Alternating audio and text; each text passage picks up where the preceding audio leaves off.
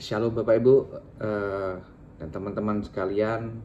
Kali ini saya akan berbagi tentang istilah yang sering kita dengar ataupun makhluk yang sering kita dengar selain setan dan Tuhan gitu ya, selain manusia gitu ya, yaitu malaikat. Lah siapakah malaikat itu?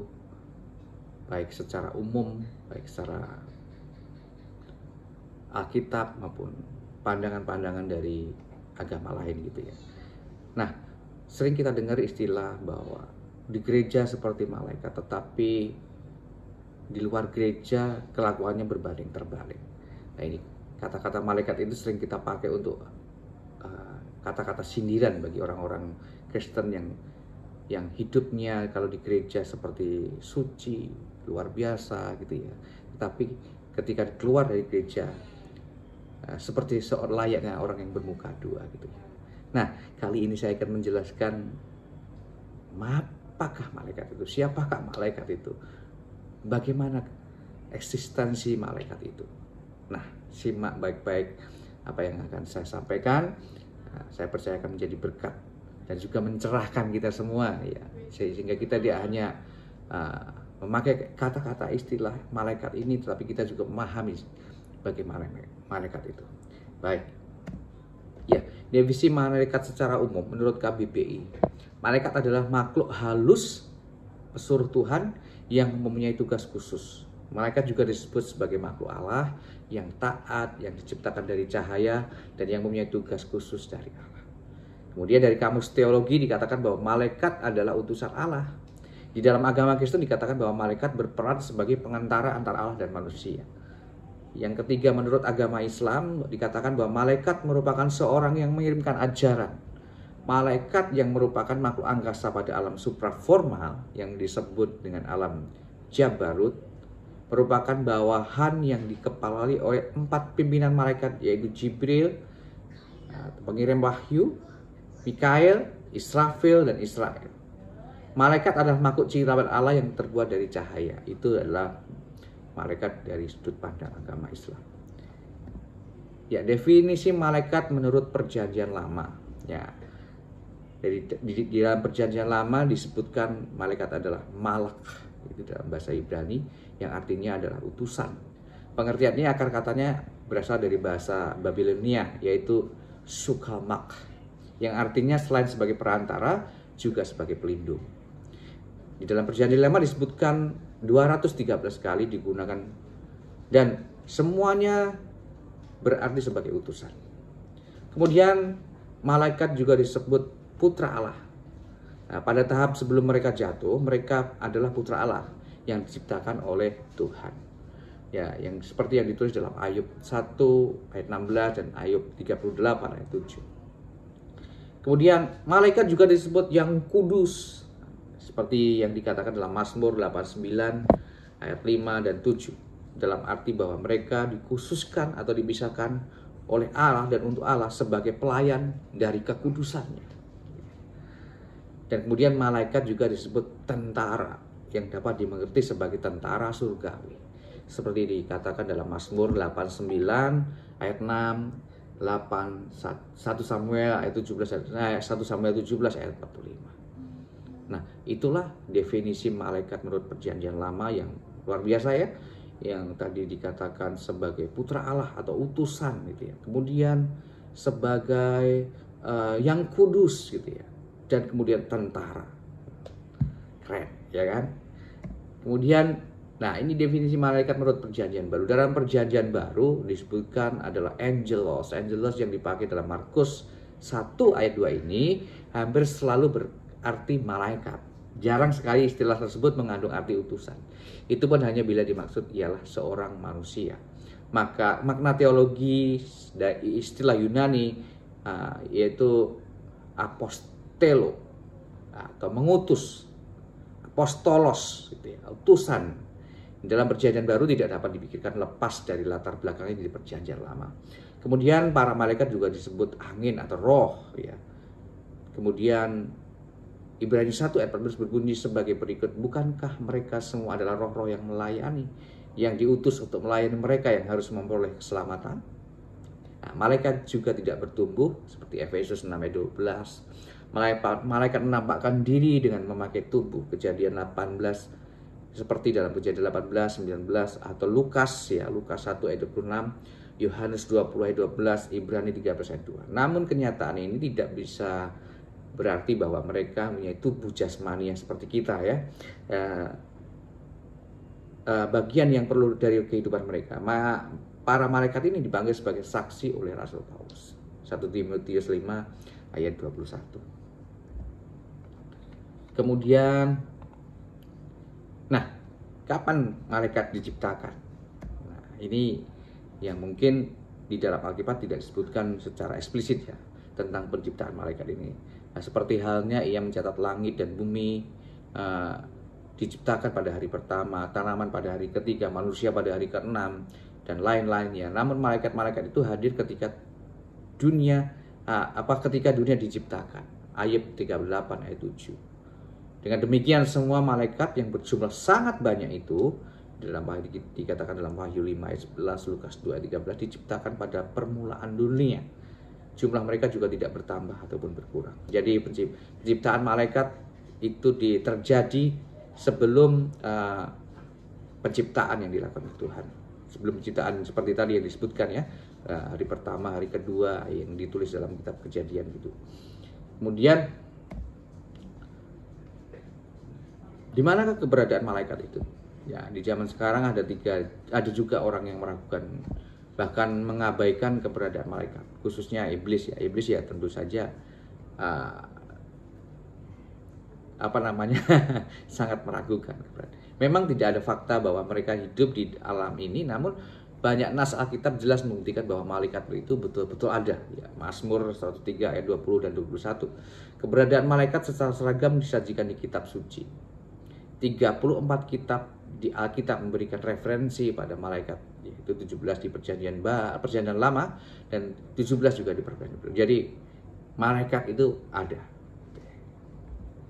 Nah, ini kapan malaikat itu mengalami kejatuhan? Di zaman sekarang ada juga yang meragukan bahwa tadi seperti sebelumnya bahwa malaikat itu nggak ada gitu ya. Nah, memang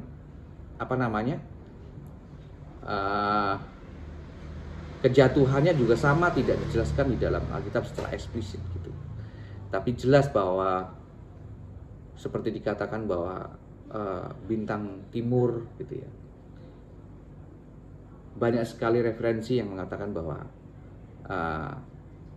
malaikat itu jatuh karena kesombongannya gitu.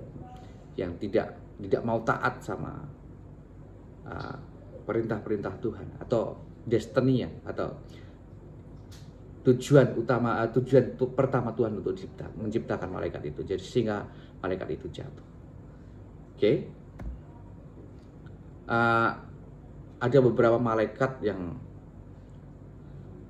diketahui bahwa ada kelompok malaikat yang sebagai mengelompokkan beberapa hal ya. Alkitab itu mengelompokkan beberapa malaikat pilihan. 1 Timotius 5 ayat 21, kudus, menikmati kehadiran Tuhan. Namun ada malaikat yang menentang Tuhan di bawah pimpinan iblis tadi saya sebutkan.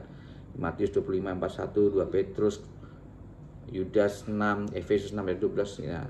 Dan kita sering menyebut mereka setan. Jadi malaikat yang jatuh itu adalah iblis yang jadi setan. Gitu ya. Oke. Nah, ada beberapa sifat-sifat malaikat yang ditulis dalam Alkitab. Malaikat itu bersifat pribadi. Bersifat pribadi berarti mereka mempunyai eksistensi, ada keberadaan seperti halnya manusia. Kemudian malaikat bersifat roh. Malaikat adalah makhluk rohani yang bersifat roh atau penuh mata. Tidak seperti manusia yang mempunyai kedua jasad dan roh. Malaikat juga bersifat abadi seperti dikatakan dalam Lukas 20 ayat 36. Tetapi malaikat yang jahat akan dihukum di tempat terpisah oleh Allah. Matius 25 ayat 41 dan Lukas 8 ayat 31. Malaikat tidak bertambah jumlahnya. Artinya jumlah malaikat tidak berubah dan akan selalu sama dan mereka tidak mati. Lukas 20 ayat 36. Nah, ini kemudian jenis-jenis malaikat yang perlu kita ketahui bersama bahwa malaikat itu ada malaikat kerubin. Kata kerubin ini berasal dari kata akad, yaitu karibu, artinya berdoa. Sehingga malaikat kerubin ini sering dihubungkan dengan permohonan dan doa-doa. Kemudian malaikat serapim. Kata serapim berasal dari kata sarap, artinya membakar, menyala, seperti makhluk api. Serapim ini biasanya bertugas untuk menjaga tahta Tuhan yang mengumumkan kekudusan Allah, ditulis dalam Yesaya 6 ayat 3. Dan sekaligus menyucikan orang yang melihat dan menghadapnya. Yesaya 6 ayat 6 sampai 7. Malaikat juga disebut Gabriel, jenis Gabriel ya, atau namanya Gabriel gitu ya. Malaikat Gabriel ini lebih identik dengan malaikat yang bertugas untuk menyampaikan pesan surgawi. Kemudian ada Michael ya. Michael ini lebih sering berhubungan atau dihubungkan dengan tugas pengamanan yang memberi perlindungan gitu ya. Kemudian ada ini terakhir, yaitu Lucifer. Lucifer itu adalah pembawa terang ya, yang menjadi setan karena tidak mau tunduk kepada Allah. Nah, ini adalah 5 jenis malaikat yang dijelaskan dalam Alkitab. Ada tugas-tugas dan peranan malaikat, yaitu selalu memandang wajah Allah dalam Matius 18 ayat 10, bersukaria atas hasil karya Allah, melaksanakan firman Allah, melayani Allah, mengawasi umatnya, menilik kepentingan gerejanya, membantu dan melindungi para orang-orang yang beriman, dan menghukum orang-orang yang tidak berkenan di hadapan Allah atas kehendak Allah. Ini adalah salah satu tugas dan peranan malaikat. Malaikat juga senantiasa memuji dan memuliakan Allah. Malaikat juga melayani orang-orang percaya, yaitu kita-kita semua ya, termasuk dalam hal ini ialah melindungi orang-orang percaya dari mara bahaya. Kemudian para malaikat melaksanakan hukuman atas musuh-musuh Allah. Malaikat Tuhan membunuh 185.000 orang Asyur, dua raja-raja 19 ayat 35, dan juga membunuh orang-orang Israel sebelum Tuhan menyuruhnya menurunkan tangannya di Yerusalem, 2 Samuel 24 ayat 16. Para malaikat akan ikut terlibat dalam kedatangan Yesus yang kedua kali. Nah, ini adalah tugas dan peranan malaikat ya, Bapak Ibu dan teman-teman semuanya. Nah, disebutkan juga malaikat sebagai bala tentara Allah. Sebutan malaikat dalam Alkitab yaitu ada beberapa sebutan, yaitu 1 bala tentara Allah, bala tentara surga. Jadi terus dalam Wahyu 19 ayat 14. Kemudian kereta berapi 2 Raja-Raja 6 ayat 17. Kemudian tentara surgawi Mazmur 103, Mazmur 148 dan Lukas 2. Yang kudus Mazmur 89. Kumpulan yang tak terhitung banyaknya Ibrani 12 ayat 22. Anak-anak Allah, bintang-bintang, pelindung, yaitu Daniel 4 ayat 13. Nah, kalau kita sudah belajar tadi dari sisi Alkitab, sekarang kita mau melihat dari sisi yang lain, yaitu menurut pandangan Islam dan Al-Quran. Ya, pengertian malaikat dalam Islam atau Al-Quran adalah ditemukan dengan menggunakan istilah yang berbeda-beda. Al-Quran sering memakai istilah malak atau malakan, malaikat dan malakain gitu, menyebutkan tersebut diulang sekitar 88 kali dalam ayat yang berbeda. Kata malaikat juga berarti suatu sifat yang melekat pada pribadi. Malaikat adalah makhluk gaib yang diciptakan Allah dari cahaya yang diberi bentuk oleh Allah dengan beraneka macam bentuk dan memiliki sayap. Dari masing-masing malaikat ada yang memiliki 2, 3, 4 hingga tak terhitung jumlahnya, dan ia diciptakan sebagai utusan perantara Allah SWT kepada makhluknya. Dan kemudian banyak ulama juga berpendapat bahwa malaikat adalah makhluk halus yang diciptakan oleh Allah dari cahaya, yang mempunyai kekuatan untuk mengubah dirinya menjadi makhluk lain, yang taat mematuhi perintah Allah dan sedikit pun tidak pernah membantah atas apa yang telah Allah perintahkan. Malaikat dan jin diciptakan lama sebelum Allah menciptakan manusia. Ini menurut Al-Quran ya. Malaikat dan jin hidup dalam alam yang sama, tetapi mereka hidup dalam dimensi yang berbeda. Nah, satu sisi malaikat bisa melihat jin, tetapi jin tidak bisa melihat malaikat. Jumlah malaikat pun lebih banyak daripada jin, dan jumlah jin lebih banyak daripada manusia. Ini salah satu yang paling membedakan ya, bahwa kalau kita malaikat gitu, nggak ada jin dan segala macam.